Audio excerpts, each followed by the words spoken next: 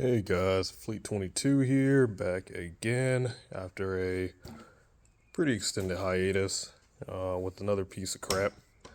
A lot's been going on. I haven't been doing many updates, so we're jumping right into it, as you can clearly see by these lovely retro graphics. Picked up a DR350 that is in a horrendous state of repair.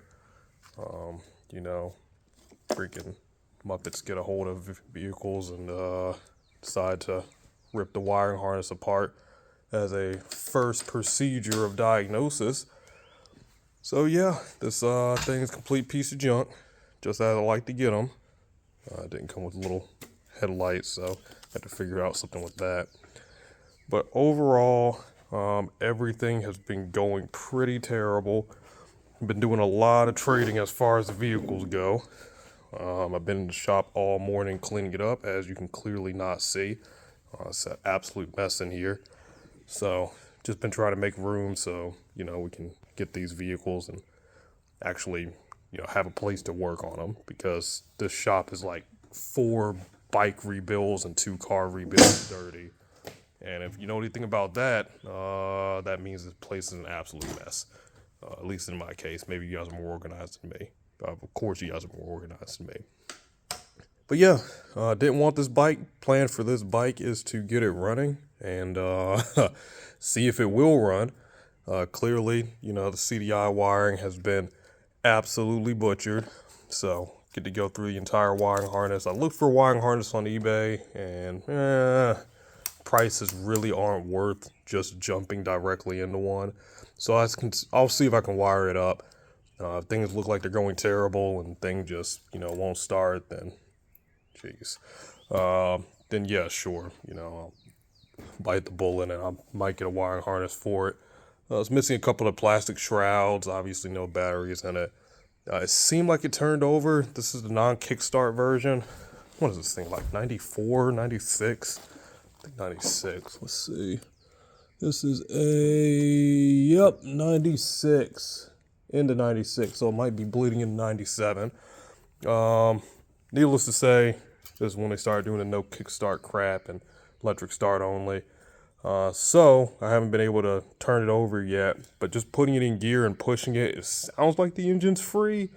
That doesn't mean that if I am able to start it, that's not just gonna blow smoke absolutely everywhere and needs a rebuild, and that's most likely the case. We're only at 17K, not bad. Half of that could have been, with the freaking wheel speed sensor disconnected, or the speedometer might not work. So, who knows? Might be 25K on it. The rear shock feels absolutely terrible. It really does feel like that thing's blown out. Of course, these are kind of notorious for having super spongy suspension, but I don't know. It kind of feels like there's something wrong with it.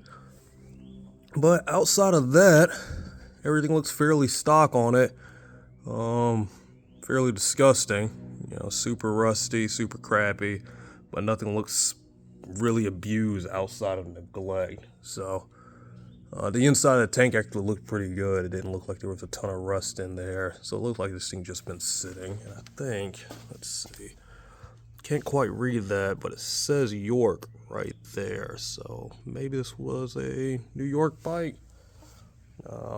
I don't freaking know. I have zero history on it, and naturally, not only they destroyed the bike, but then they lost the title to it too.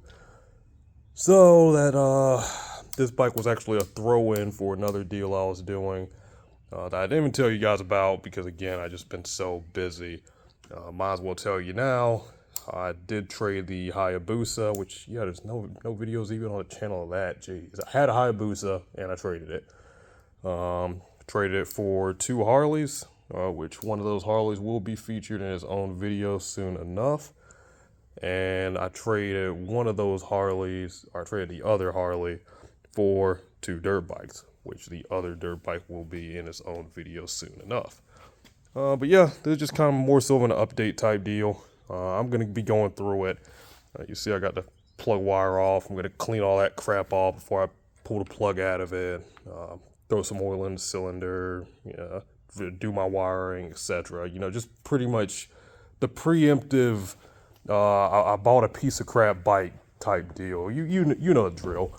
You bought a wore out, disgusting bike. You pretty much have an idea of what I'm going to be doing to this thing. So I don't really think it's going to be necessary for me to document every millisecond of it.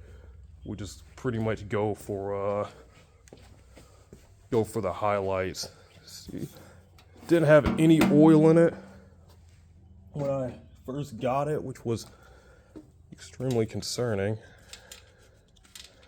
Shock is a mess, dude. This is freaking terrible. So I just topped it off. So it has focus. There you go. It has, you know, fresh oil in it, but I'm not sure what that means in the grand scheme of things. You know, do we put fresh oil in something that the oil pump doesn't work? No, why did they drain the oil? Is it just for a rebuild? Are they halfway through doing a rebuild? I don't know. But these grips are absolutely disgusting. These really should have died in the 90s, man.